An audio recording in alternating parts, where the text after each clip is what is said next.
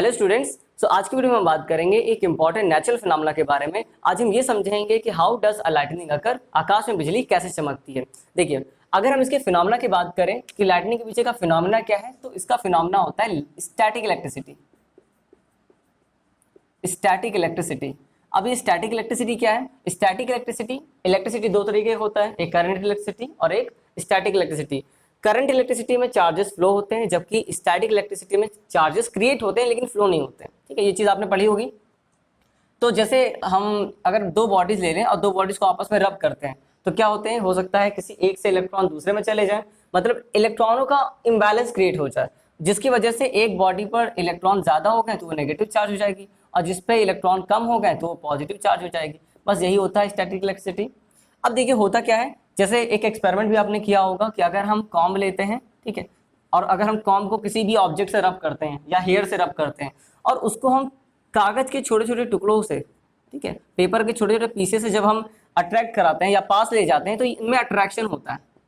ठीक है, क्योंकि यहाँ पर भी स्टैटिक इलेक्ट्रिसिटी का फिनोमेना वर्क करता है। यहाँ बलून लेते हैं, ठीक है, बलून में अगर हम किसी भी ऑब्जेक्ट से रब करते हैं और जाके इसको वॉल से स्टिक करवाते हैं या उसके पास ले जाते हैं तो ये भी वॉल में स्टिक हो जाता है। ठीक है, सेम फिनोमेना यहाँ पे वर्क करता है स्टैटिक इलेक्ट्रिसिटी का, ये आपने पढ़ा होगा। अच्छा, इन दोनों में यहाँ पर एक चीज और है, यहाँ पर एक इंडक्शन फिनोमेना भी वर्क करता है। अब ये इंडक्शन क्या है इसको भी समझ लेते हैं। जरा देखिए, जैसे मान लीजिए अगर ये कॉम किसी दूसरे ऑब्जेक्ट से रब होके आया तो या तो इस पर पॉजिटिव चार्ज होगा या नेगेटिव चार्ज होगा। तो मान लेते हैं इस पर नेगेटिव चार्ज आ गया। अगर इस पर नेगेटिव चार्ज है तो ये दूसरे बॉडी को तभी अट्रैक्ट करेगी जब उस पर पॉजिटिव चार्ज होगा।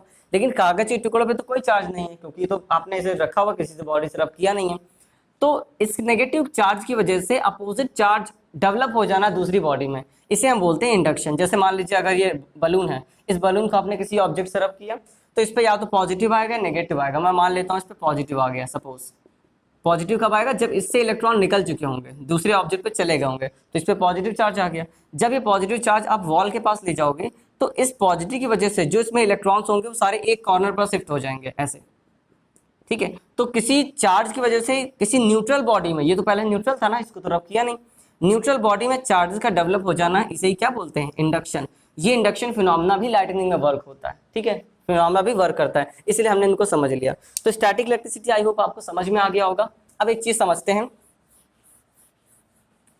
देखिए, आपने कई बार नोटिस किया होगा कि सर्दियों के टाइम में जब आपने जैकेट को या स्वेटर को उतारते हो तो वहां पर एक आवाज आती है चिट चिट करके। ठीक है, तो उसका क्या फिनोमेना होता है? तो हमारे बॉडी से भी जो स्वेटर होता है या जैकेट होती है वो भी लगातार रब होती रहती है, चार्जेस वहां पर भी डेवलप हो जाते हैं।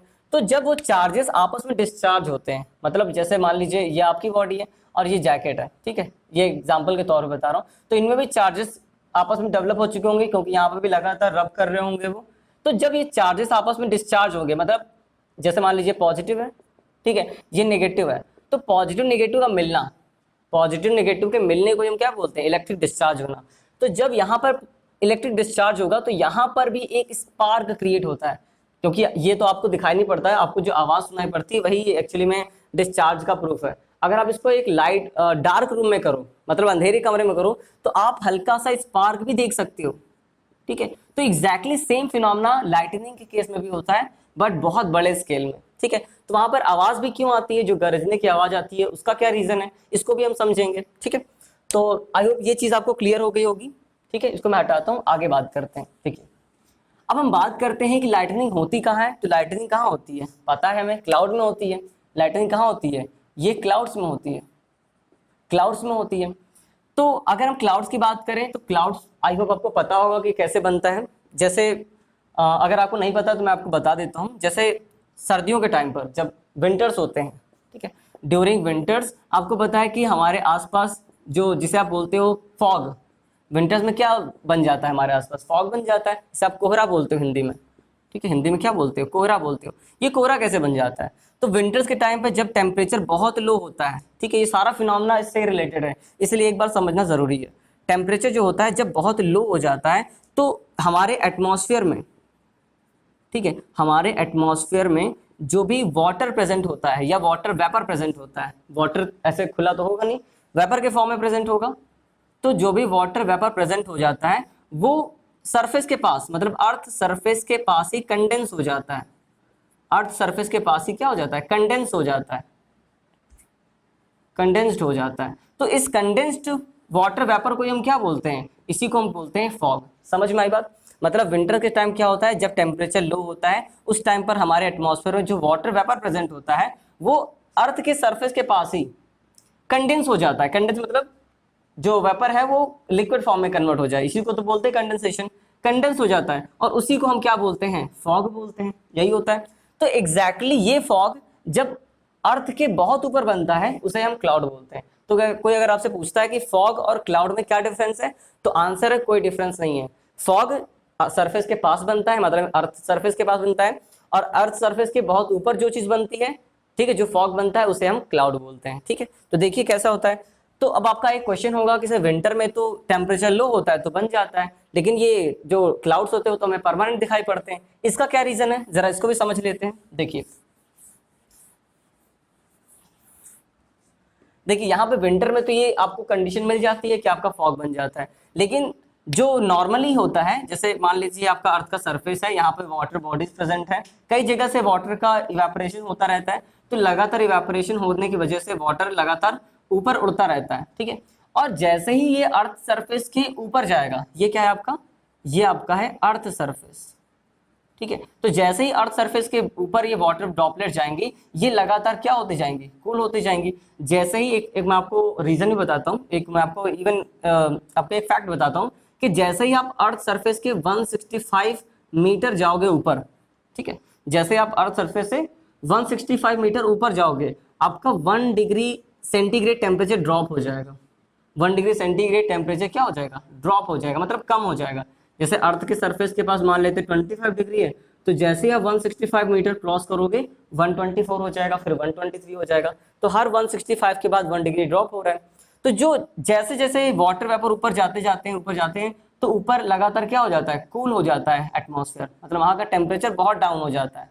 तो जब टेम्परेचर डाउन हो जाएगा, लो हो जाएगा, तो वहां पर जो ये वाटर ड्रॉपलेट्स आ रही हो क्या होने लगेंगी, ऊपर क्या होने लगेंगी, कंडेंस होने लगेंगी, ऊपर कंडेंस होने लगेंगी, और कुछ आइस में कन्वर्ट हो जाएंगी, कुछ वाटर ड्रॉपलेट्स में कन्वर्ट हो जाएंगी। तो फाइनली ये एक कंडेंस फॉर्म में हमें दिखाई पड़ती हैं, और उसे ही हम क्या बोलते हैं, उसे ही हम क्लाउड बोलते हैं। ठीक है, तो आई होप आपको क्लाउड्स का फॉर्मेशन समझ में आ गया होगा। तो क्लाउड में क्या क्या होता है, यहाँ पर वाटर ड्रॉपलेट भी होगा, ठीक है, यहाँ पर वेपर फॉर्म में भी होगा वाटर, साथ में यहाँ पर आइस के फॉर्म में भी होगा। ठीक है, मैं यहाँ पे लिख देता हूँ। ठीक है, वाटर फॉर्म में भी होगा, वेपर फॉर्म में भी होगा, और साथ में आइस के क्रिस्टल के फॉर्म में भी होगा। आपने देखा होगा कभी कभी बारिश के साथ आइस के भी टुकड़े गिरते हैं, तो वो कहाँ से आते हैं, यहीं से आते हैं। समझ में आ गई बात? तो अब हमने इतनी बातें समझ ली कि क्लाउड का फॉर्मेशन कैसे होता है। अब हम आगे बात करते हैं। ठीक है, ये बात आई होप आपको समझ में आ गई होगी क्लाउड का फॉर्मेशन कैसे होता है। जो क्लाउड होता है वही एक्चुअली में फॉग होता है, बस वो नीचे बनता है और क्लाउड ऊपर बनता है। ठीक है, अब आगे देखते हैं। देखिए,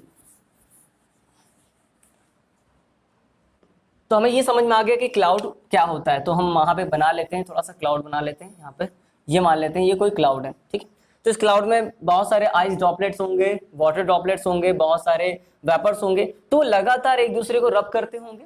ठीक है, ऐसा तो है नहीं एक जगह जाके इकट्ठे हो गए, बन गए, बैठे हैं, लगातार वो एक दूसरे को स्ट्राइक करेंगे। एयर भी यहाँ से फ्लो होती है, तो एयर भी उनको वाइब्रेट करने के लिए मजबूर करती है। तो लगातार उनमें क्या होता है, वाइब्रेशन होते रहते हैं, लगातार उनमें एक दूसरे को हिट करते रहते हैं। ठीक है, तो उनमें जो ये चीजें चलती रहती हैं, इसकी वजह से क्या होता है, उनमें जब आपस में इंट्रैक्शन होता है, तो आपस में इंट्रैक्शन होने की वजह से चार्जेस डेवलप हो जाते हैं, किसी एक पर पॉजिटिव, किसी पर नेगेटिव।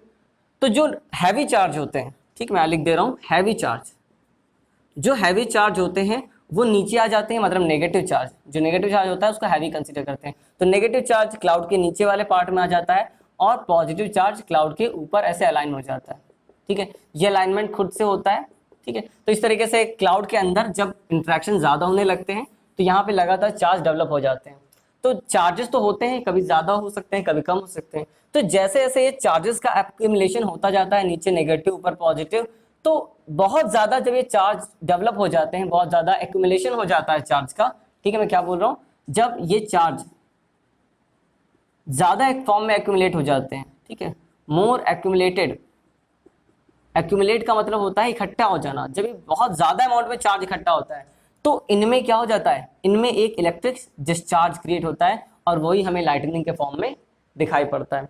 ठीक है, ये क्लाउड्स में भी हो सकता है, मतलब ये एक सेम क्लाउड में भी हो सकता है, 3 तरीके से हो सकता है। देखिए हमें बताता हूँ आपको, ये या तो ये सेम क्लाउड में होगा, सेम क्लाउड में भी हो सकता है, ये 2 डिफरेंट क्लाउड में भी हो सकता है, मतलब जिसे हम क्लाउड टू क्लाउड इसे बोलते हैं इंट्रा क्लाउड।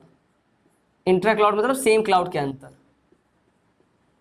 सेम क्लाउड के अंदर, ठीक है, सेम क्लाउड के अंदर, या two different cloud, two different cloud इसे बोलते हैं इंटर क्लाउड। इंटर क्लाउड या फिर अर्थ से, ये लिख लेते हैं हम यहाँ पे क्लाउड टू अर्थ। 3 तरीके से लाइटनिंग हो सकती है क्लाउड टू अर्थ, ठीक है, इसे हम क्लाउड टू अर्थ ही बोलेंगे, इसमें कुछ अलग से लिखने की जरूरत नहीं है। तो या तो सेम क्लाउड में होगा, सेम चार्जेस जो ज़्यादा एक्यूमुलेट हो जाएंगे आपस में डिस्चार्ज कर जाएंगे, और ये हमें लाइटनिंग के फॉर्म में दिखाई पड़ता है। 2 डिफरेंट क्लाउड में मतलब हो सकता है कि एक ये क्लाउड है, मान लेते हैं यहाँ पे, मैं बताता हूँ आपको, यहाँ पे देखिए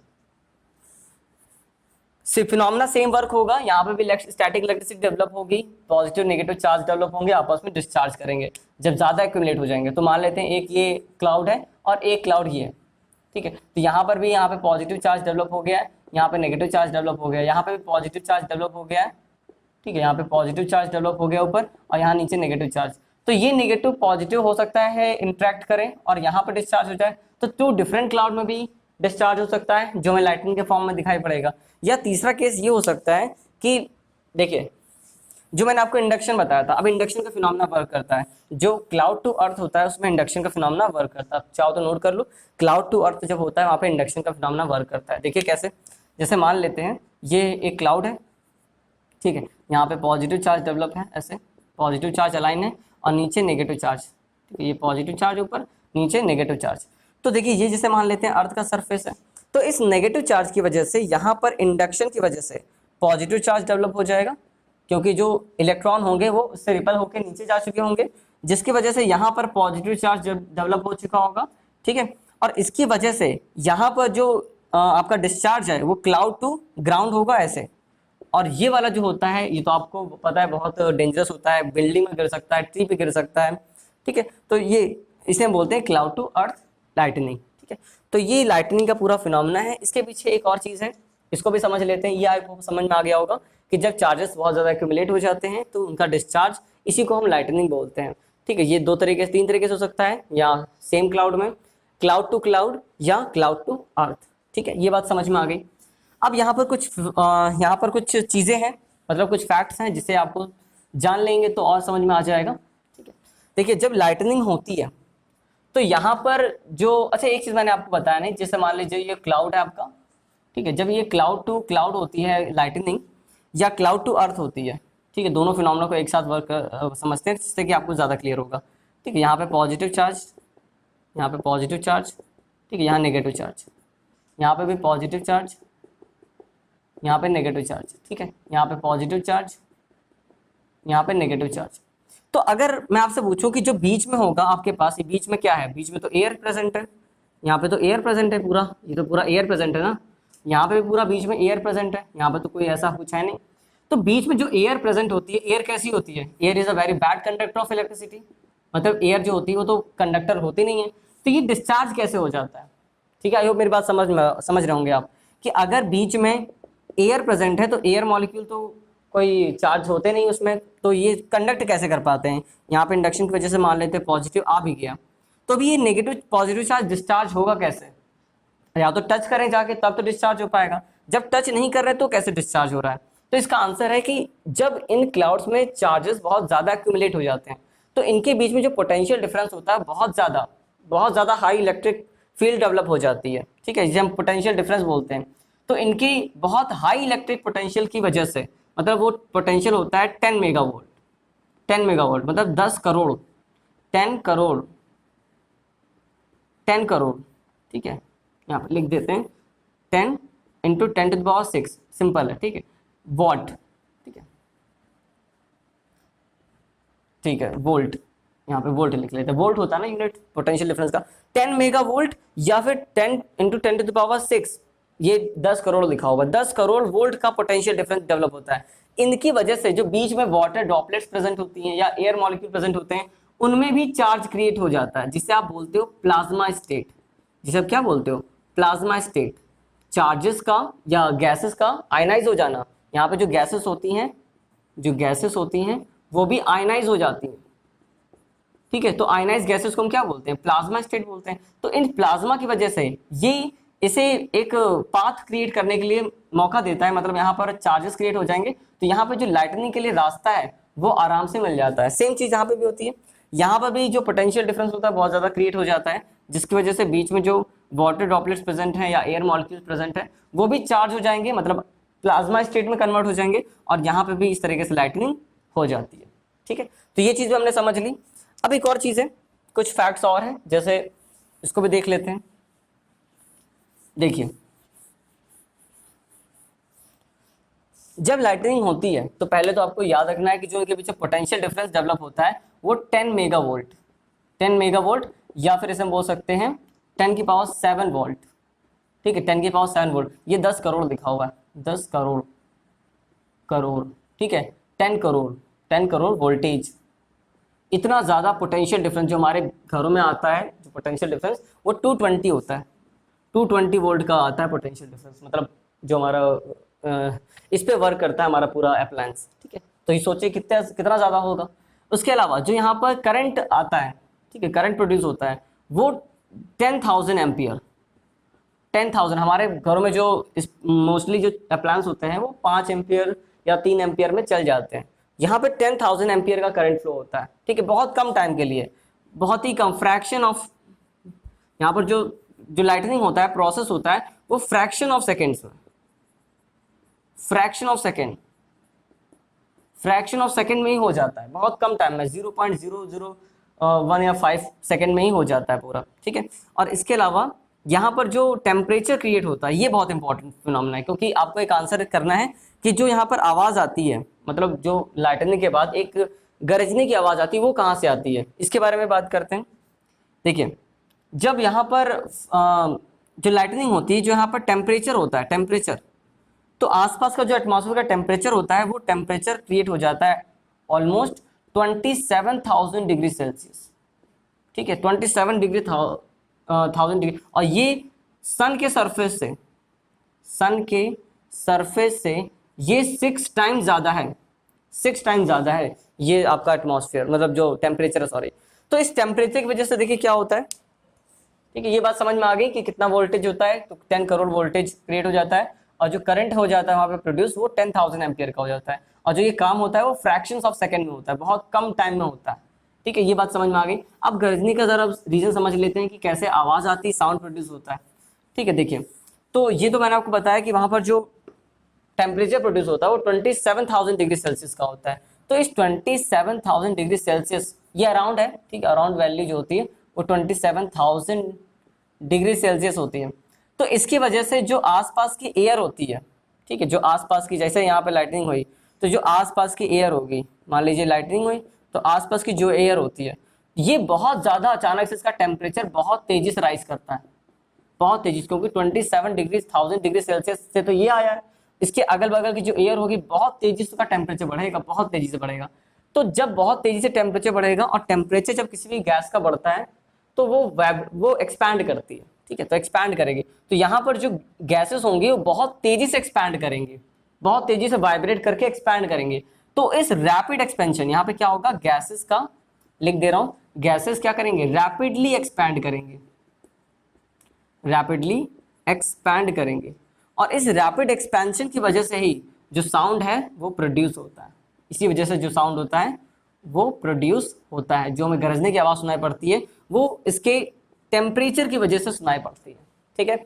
सो आई होप ये वीडियो आपको समझ में आई होगी, सारे फिनोमेना, सारे डाउट्स आपके क्लियर हो गए होंगे कि कैसे लाइटनिंग होती है, उसके पीछे का फिनोमेना क्या होता है, और उससे रिलेटेड कौन कौन से फैक्ट्स हैं, ये सारे पॉइंट आपको क्लियर हो गए होंगे।